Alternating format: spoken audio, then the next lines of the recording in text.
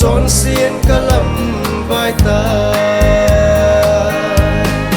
ô bắc ca nay ngay lâm mô chọn xiên xiên trong leng đặt ra đi dia lom lo cây man cả hin về lê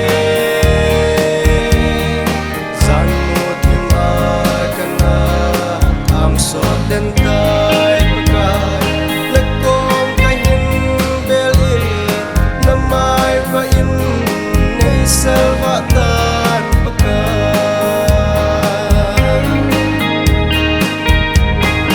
kapag di na cross to hi kana tampo easy in aul tisan in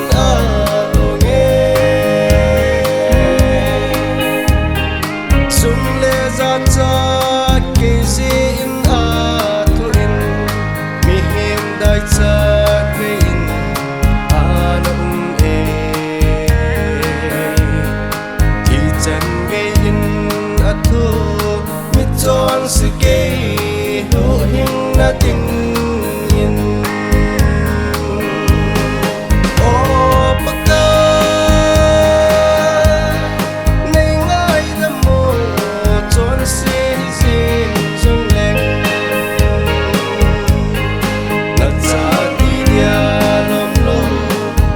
man kahin